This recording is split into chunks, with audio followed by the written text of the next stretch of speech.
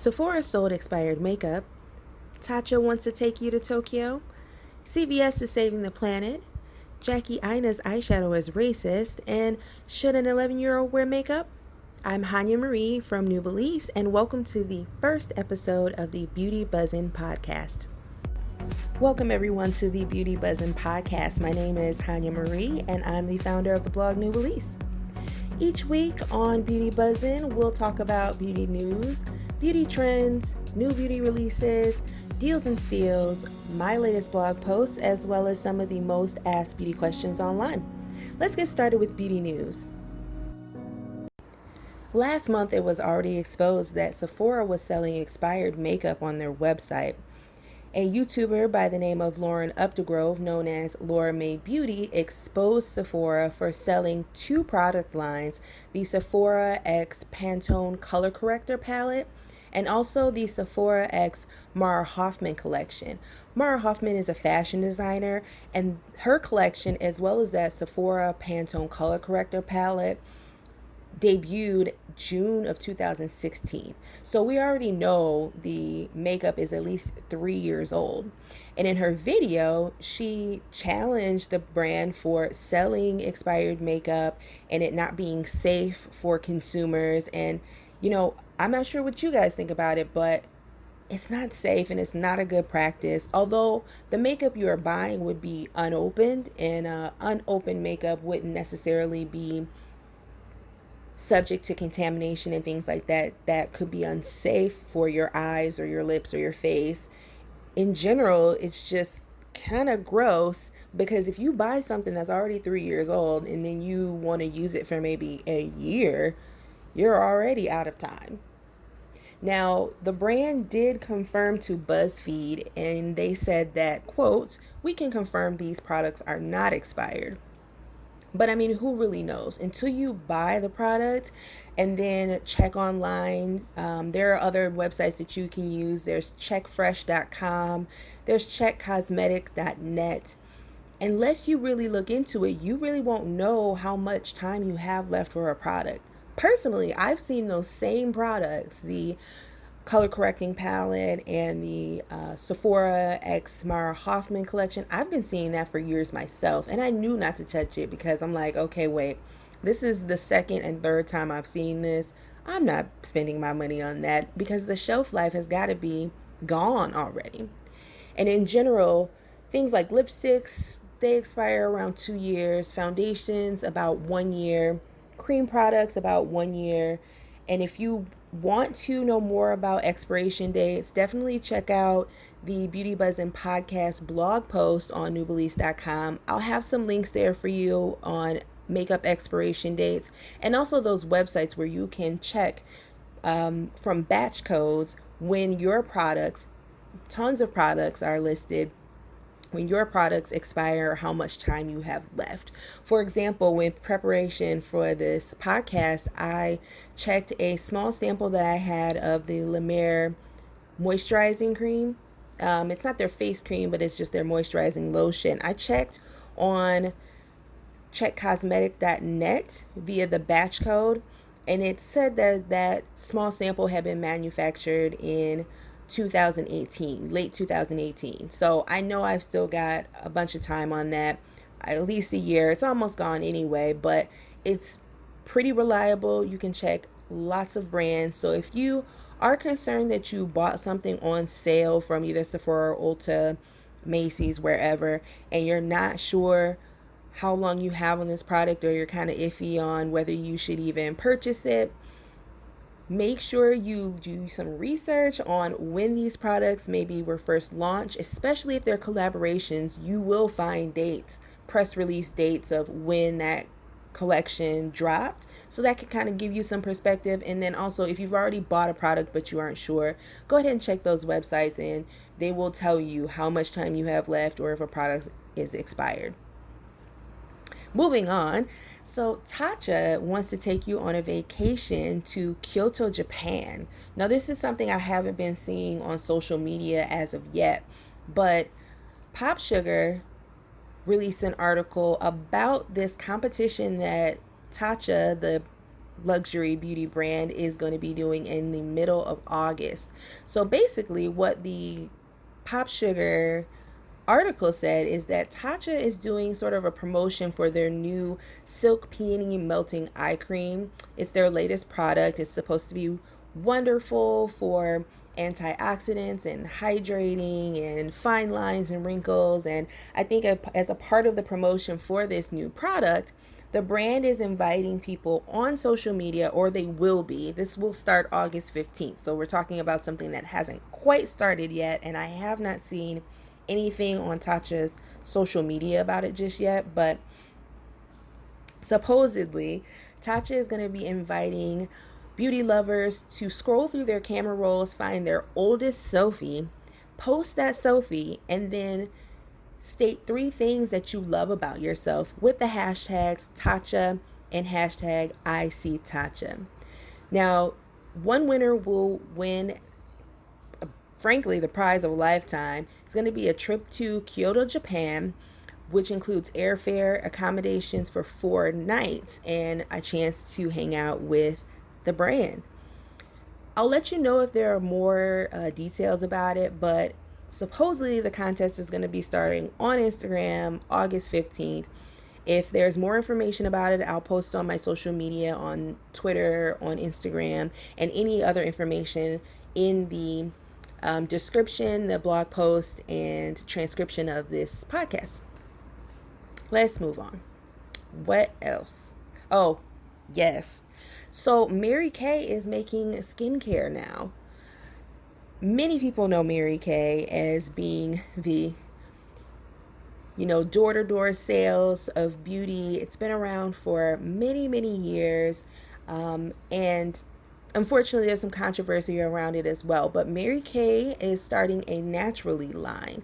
Now, this line consists of 4 products: the Mary Kay Naturally Purifying Cleanser, a moisturizing stick, an exfoliating powder, and a nourishing oil. Now, the brand claims that the products were third-party certified by EcoCert, and that 90% of the ingredients were naturally derived. Now, although this sounds kind of great, there is controversy around Mary Kay as a brand. Although it's been known for so many years and has been loved by a lot of people, and there are great products that people swear by that are Mary Kay products, the problem is that Mary Kay is an MLM company. And if you don't know what an MLM company is, it stands for a multi-level marketing company. These are basically pyramid scheme companies where you buy into the company by way of purchasing, most of the time, a starter kit that costs a certain amount of money, $100, $200, $300, sometimes even way more than that. And your job is to sell the products and then also recruit other people to also become sellers. You get essentially a finder's fee for selling those products or getting those people to join Mary Kay, and then also sell other products as well. And then supposedly by doing free facial masks, by doing parties and other get-togethers where you can promote the products, you'll make all of this money. The problem with MLM companies, and it's not just Mary Kay, there are other makeup companies that are also MLMs, is that they tend to prey on women, particularly women who are mothers, who are stay-at-home moms, who, don't have a lot of freedom when it comes to working versus staying at home with their children, that sort of thing. They also do prey on people who want to have a lifestyle that is a little bit more free, that they can make their own hours and have a business of their own. So this kind of preying on people, which says, where they basically tell you like, hey, buy into this, buy these products, just start off with $100 a product, $200 a product. Every time that amount keeps growing, every time there's new products, you're expected to buy those new products and try to sell those new products. You're expected to buy products in bulk, go to different conventions, and that takes time and money as well. with the promise that you'll make so much more money. The more you buy of the product, the more you'll be able to sell of the product, and the bigger it will become. And eventually you'll get that big pink Cadillac that is, one of the long-standing traditions of you've made it in Mary Kay's if you get the pink Cadillac.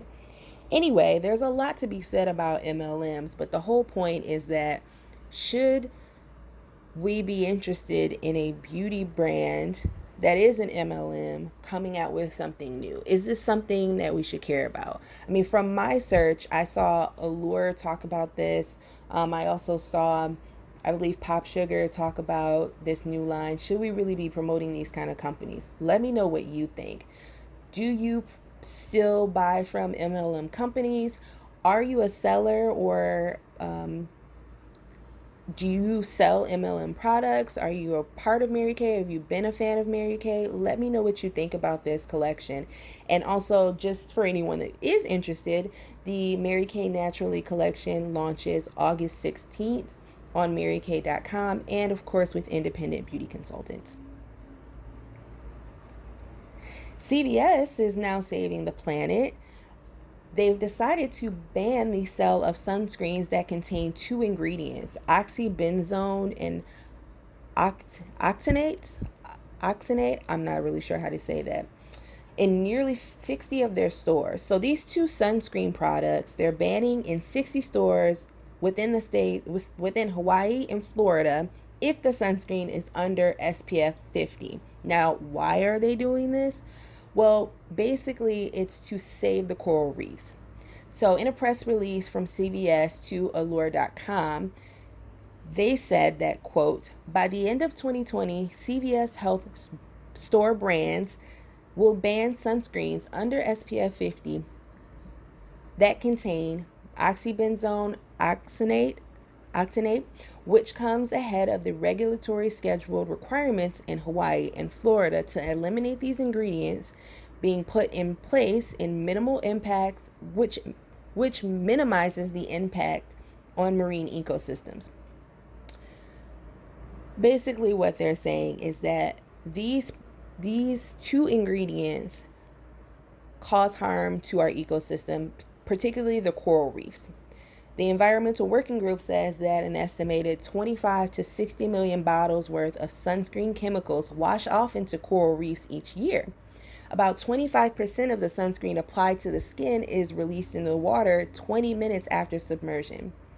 Now, what ends up happening to the coral reefs is that they begin to almost die off and dilute, and you can see pictures, and I'll post pictures within my blog post, and maybe if I post this to YouTube, of the coral reefs sort of dying off in color. Instead of being vibrant, they sort of become these pale, chemically altered corals, which is not good. I don't know the deep details of it, but basically that's what's happening. CVS will continue to strive to not have those ingredients in products. Right now, I would consider it sort of a slow moving process. 60 stores out of all of the CVS stores is by no means everyone. That's a small percentage. And then also, this is only happening in Hawaii and Florida, and if the sunscreens are under SPF 50. I'll post some links on the blog posts if you want to read into it more. I still have some more to read into, but I wanted to let you guys know. So chemical sunscreens have these ingredients. If you are not a fan of chemical sunscreens, you could also switch to physical sunscreens. The downside of that is physical sunscreens tend to be not as quickly absorbing into the skin. A lot of them will give off that white cast that I know a lot of beauty lovers are not really interested in, especially those like me who are deeper skin. So I can also post the differences between physical sunscreens and chemical sunscreens, if that's helpful to you guys too. So what do you think? Let me know what you think about CVS's new initiative to get rid of these toxic ingredients and help our coral reefs out. Ooh, one more story while we're talking about beauty news. Pop Sugar has launched a new program called Dabble. So Dabble is their new free makeup sampling site where we as beauty lovers will be able to sample different beauty products completely free, no subscriptions. All you have to do is head to dabble.popsugar.com, and I'll have the link on the blog post as well. Fill out a profile. They ask you about your hair color, your skin type, what kind of products you use, what kind of skincare you like, and you just save the profile. I did mine probably a few days ago. I haven't heard of anything just yet, but if I receive any samples, I'll let you guys know. Head to Dabble by Pop Sugar to sign up for yourself, and let's see if we actually get some samples. I'm not really sure if they're going to be full-size samples, if they're going to be sample sizes, if they're going to just be, those small little like sheet samples. But hey, free is free, and I filled it out, and we're going to see what happens. Let's talk about beauty trends. Did you know dollar store makeup is now a thing? I don't know if you've seen it on YouTube, but everybody seems to be doing a dollar store makeup challenge. And it's not just one place. There's makeup at the dollar store, like Dollar Tree. They've been doing challenges with Dollar General makeup and also shopmissa.com. So I feel like the first set of dollar store makeup challenges was really this website called Shop Miss A that sells lots of different type of makeup, not just dollar store makeup. They sell their own exclusive makeup line, AOA Studios, and that's where a lot of the dollar makeup challenge makeup comes from. But then I also sell e.l.f. Cosmetics, Clean Color, LA Colors, and more. So a lot of these dollar store makeup challenges on YouTube were really starting with Shop Miss A, but then people started going to Dollar Trees and doing the dollar makeup challenge and all sorts of places. 7-Eleven has makeup now. I can't remember the name of their makeup line, but I'll insert it in a blog post if I can figure it out. And then also dollar store makeup on Wish. So I'll link the dollar store makeup challenge tag on YouTube so you can check out some of the videos, but it's really a thing. I'm a little bit skeptical of getting makeup from the Dollar Tree or from like definitely Wish, because Wish is, you don't know what you're getting with the Wish app, but I'm a little bit skeptical. I think I would be more interested in trying the AOA Studios collection from shopmissa.com. They have just come out with a new foundation. It's got like 15 shades and it's $1.88. It's their new AOA liquid drop foundation, and they often advertise like $1 shipping and things like that, so it's super affordable. Check out Shop Miss A if you want to or are interested in checking out some of their makeup. A lot of the reviews I saw and videos said that it's actually pretty good, and it's actually not just cheap, dollar store kind of quality. I would also encourage you to check the ingredient list to make sure there's nothing that would be irritating to your skin, or that if you know of any ingredients that would be irritate your skin, or if there's something that you're not sure of. Definitely check the ingredient list, because you are paying $1.88 for, let's just say, like their new liquid drop foundation, the AOA liquid drop foundation. It's not going to be the same quality as, say, like, a Sephora foundation, and there's going to be a reason for that. The ingredients are actually going to be a lot less quality. So just think about that. But anyway, back to the point. The dollar store makeup challenge is a thing, very much so. And now Dollar General has come out with their own complete makeup line. The collection includes 140 items. All of the items are $5 or less. They'll be sold at Dollar General stores and also online. The collection is called Believe Beauty, and it pretty much has everything. I have some pictures online, and I'll post those there just so you can see it on the blog post. But they include eyeshadow palettes, there's loose powder, there are lipsticks, there's a tinted moisturizer, there are contour sticks, lashes, makeup brushes, everything. Now, if you shop at Dollar General or there's one near you, you'll know that Dollar General sells a lot of things that aren't a dollar. So, particularly with this Believe Beauty makeup collection, the prices range from $2.50 to $5. $2.50 for their nail polishes and $5 for the foundation. What do you think? What do you think about dollar store makeup? Particularly makeup that's being sold at Dollar General, Dollar Tree, um, Shop Miss A online. Have you purchased any of those items? How did they work for you? Were they pretty good, or was it like cheap, kid quality kind of makeup? Just kind of like play makeup. I want to hear your thoughts.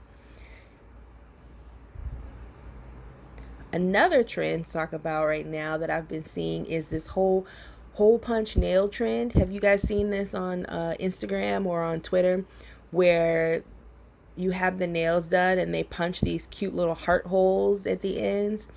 It's a new trend that apparently was started by a nail artist on Instagram called Brittany Tokyo. And I think I saw online that Rita Ora, the singer Rita Ora, was seen with the hole punched in her nails, and it became like a viral thing. I mean, we all know, if you're into nail art or if you've just been wearing nails or anything like that for a number of years, we know that like punching holes in nails is not anything new. Everybody started to do the punching a hole and having like a little ring on the outside, like the little silver or gold circle on the outside. I mean, even when I went to prom, I'm guarantee you, I wish I had a picture but as proof, but I guarantee you it was still a thing. It was a thing then. So over 10 years ago when I went to prom, well over 10 years ago, I remember when I got my nails done, they were long, and I got a hole punched in like one of my nails. And at the time, it wasn't like to put anything in it. It was just like a cute little like new thing. And I think we had like little diamonds put around the hole or something like that. So this is not something new, but it's still cute. There's tons of pictures. If you do hashtag like heart punch nail, I think that's what I looked up, then you'll see lots of cute little designs with the heart punched in the middle of the design. I have a picture that I love. It's a cute little rainbow kind of nail set of the trend. Check it out. Let me know what you think. Is it cute or is it just too much? Let me know. New on New Beliefs this week, I covered the Nordstrom Anniversary Beauty Sale. I counted down 96 Nordstrom Anniversary Sale beauty deals. And although the sale is over, it is still worth looking at just in case you wanted to see what kind of offerings Nordstrom's beauty section has. There were lots of good deals from Too Faced, Beauty Blender, Bobbi Brown, Way. I mean, yeah, Way, the hair brand, and Anastasia Beverly Hills. They always have different sales going on. It's not just the anniversary sale. You get kind of the biggest deal at that time, but they also do a fall sale and of course a Christmas sale. So it's good to kind of get your eyes on what kind of things the Nordstrom's beauty section offers. Also new on the blog are my makeup tips for oily skin. Tips and tricks for a natural matte skin finish. I run down 10 different tips that you can use to keep your skin matte, but not too matte. A natural matte finish for those hot days, for those days where you have to be outside of the house working from sun up to sun down, or if you're transitioning from your work day to an evening out. If you want to keep a natural matte finish, you should definitely take a look at that post. I also include some favorite products that have helped me personally keep my skin from being too oily throughout the day. I have a combination oily skin type, so I get pretty oily around my T-zone. So I always use different things to keep myself, matte and natural looking throughout the day. One last post too, I also, this was a few weeks ago, posted the best summer makeup products, the essentials and must-haves for 2019. These are the products from every category, to moisturizers and sunscreens, to primers and foundations, to mascaras. What products are really awesome right now? Best summer products, and a lot of these products I honestly think are going to be amazing products to carry on through fall, through the winter. These are just basically the hottest products out right now based on reviews, based on sales, based on all the information I can find online. Check that post out on newbeliefs.com. They'll be under the tab Beauty Buzz or just under the latest blog posts. Let's talk new product releases. So, Per Cosmetics has joined up with Barbie to bring you the Per Cosmetics X Barbie collection. It's a 10-piece collection which includes an eyeshadow palette, lipsticks, lip gloss, eyelashes, highlighter, so many different things. Check it out. It's available now on percosmetics.com, and you can find more information on it on my website under the blog post that's connected to Beauty Buzzin podcast. Also, Jackie Aina released an eyeshadow palette with Anastasia Beverly Hills. This palette is available now on the ABH website, and it'll be available on Sephora August 15th. The brand has also released their Luminous foundation. This is their second foundation. They have a sort of a matte stick foundation that they've had for a few years, but their new Luminous foundation in over 50 shades, I believe, is going to be available. Well, is available now and will be available in Ulta and Sephora also on August 15th. Now, the controversy surrounding the Jackie Aina X ABH eyeshadow palette comes from one eyeshadow. We almost never see this happen. Sometimes there's controversy around the person that they're collabing with, sometimes controversy around the brand, sometimes controversy around the product. But in this particular instance, just one little eyeshadow has caused a lot of controversy. There's one eyeshadow on the palette that is called Wiggleese. Now, Jackie Aina has already explained in her video, in the YouTube video that announced this collection and this collaboration, she already spoke about the shade Wiggleese and how it's one of her favorite shades, and it's basically about wigs, her love of wigs, and that's where she came up with the name. Now, people on Twitter are saying that the name Wiggleese is racist, and I'm not really sure why, but I guess there's this theory that the name Wiggleese is sort of some extension of the term wigga, which sounds similar to, another term, and therefore her naming her eyeshadow, that particular eyeshadow, Wiggleese, is not racist. Now, I think we can all agree that that's just a reach. She explained why she named the eyeshadow that way. She's known for her love of wigs. I mean, the culture around wigs is huge right now, no matter what race you are. The name is very cohesive to the palette because there are other eyeshadows. There's even an eyeshadow named Big Wig. There's an eyeshadow called Credit, Edges. There's like all sorts of eyeshadow names that are very specific to her brand, and the videos she makes and things like that. Jackie Aina even spoke in that video that she did where she released, the palette and showed the swatches. She also did an eye look. She also said that before the palette names were even solidified, they had to be looked over by a legal team to ensure that there wasn't any names that could have already been trademarked or that already exists in another product, and so on and so forth. So there's really not much to say about this other than that Twitter likes to just pop off about anything. You could go out today and be like, on Twitter, you could just tweet like, the sky is looking a little orange today, and somebody will be like, but it's not really orange, like it's really tangerine. It's just too much. Like, people need to kind of calm down a little bit. It's not that serious. The eyeshadow palette is beautiful. If you don't like it, don't spend your coin and keep it funky. Anyway, let's bring it back to something more positive. Laura Mercier has reformulated their tinted moisturizer. This product has been around for a long time. This is actually the first tinted moisturizer product that I had ever bought from Sephora, and I loved the formula. It's a broad spectrum SPF sunscreen formula. It's a lightweight formula. It came in about 15 shades. The Laura Mercier then also created 2 more versions of their tinted moisturizer in a luminous version and a matte version, I believe. So I think at this point there are about 3 to 4 versions of their tinted moisturizer. And even still, the brand decided that they wanted to do more. And basically what happened is that the brand decided to infuse more moisturizing properties into the formula, which includes macadamia oil. They decided to put some kukui seed oil, tamarind seed extract, and to just kind of beef it up a little bit more and give it some antioxidant protection as well. The SPF coverage changed from SPF 20 to now SPF 30.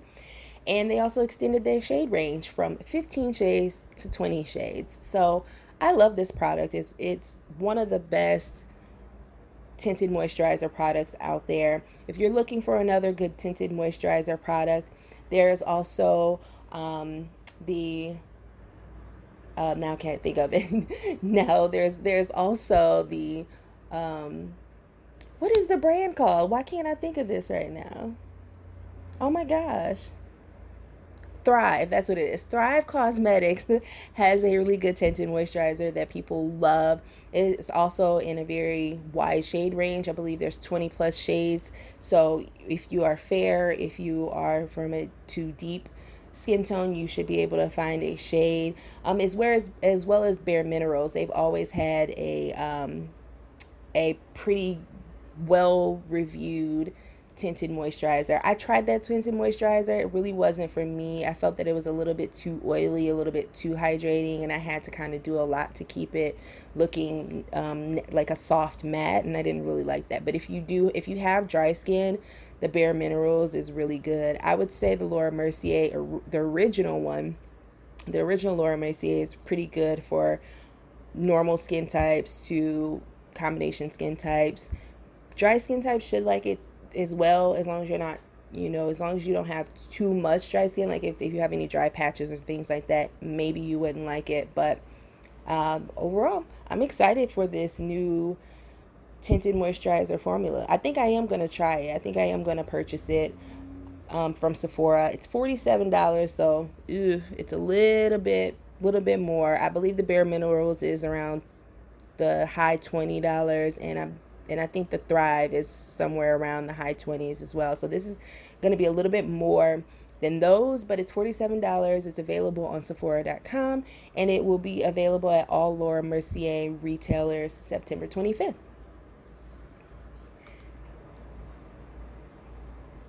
Okay, also, It Cosmetics came out with their collaboration with Dry Bar. They came out with the It Cosmetics Lash Blowout Mascara. Now, this mascara was specially designed with Dry Bar, who, if you don't know, Dry Bar is a California-based hair salon, and it specializes in blowouts. And they've collaborated with this brand to bring the hairbrush barrel kind of look to the mascara. It's also got biotin infused in the formula, and it's supposed to deliver a mega voluminous look that lasts. It's supposed to be ultra black. I think they have an advertisement out saying that it's 9 times more volume than any other mascara. So it is interesting. It looks cute. And if you are interested, it's available on It Cosmetics for $25 and then also on Ulta Beauty's website. Finally, the mother, Pat McGrath, has completely changed the game with her new complexion collection.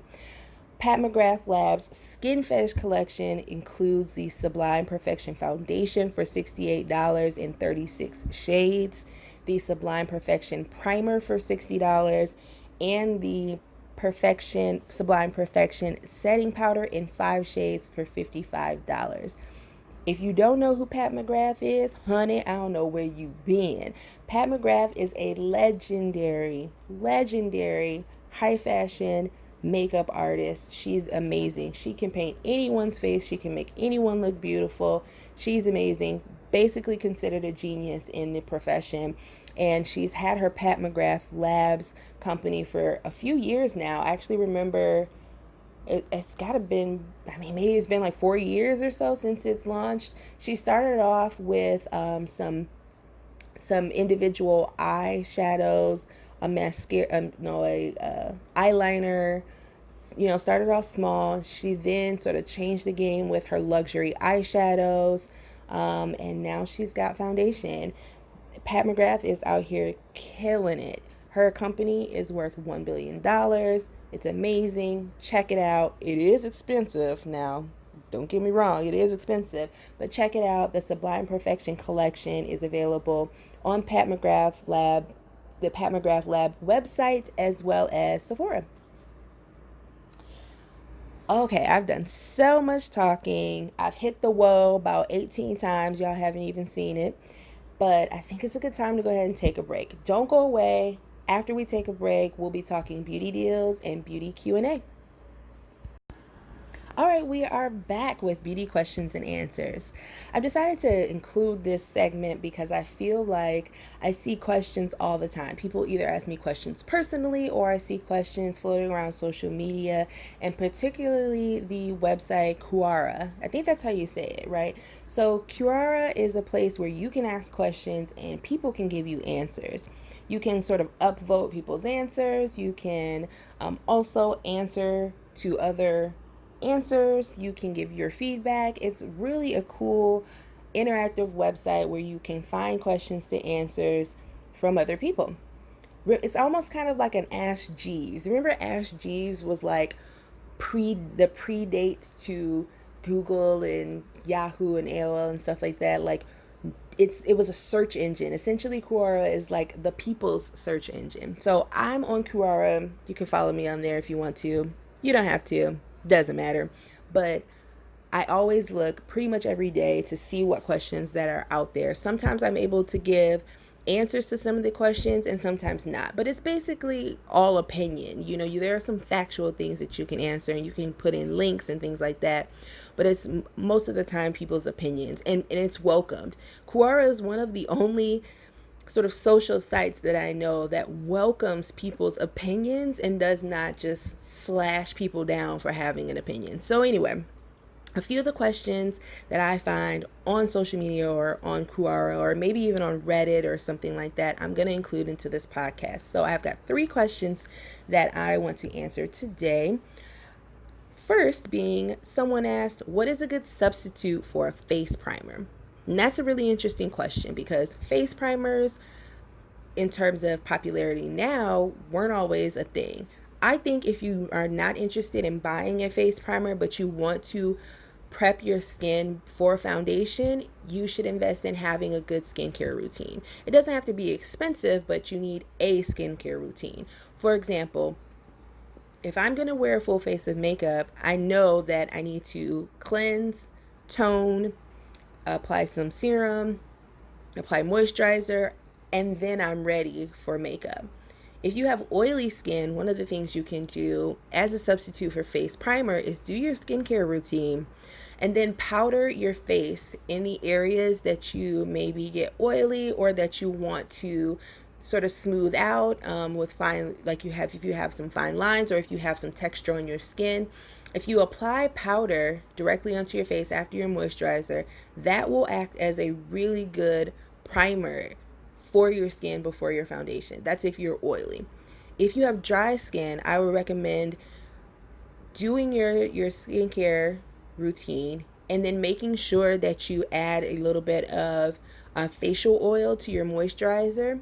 That will give you a bit of a hydration barrier so that when you put on your foundation and things like that, you will probably end up with like a natural finish or a natural glow that keeps your skin hydrated. The addition of a facial oil in your moisturizer or after your moisturizer really helps to keep your skin with that glowing sort of luminous look.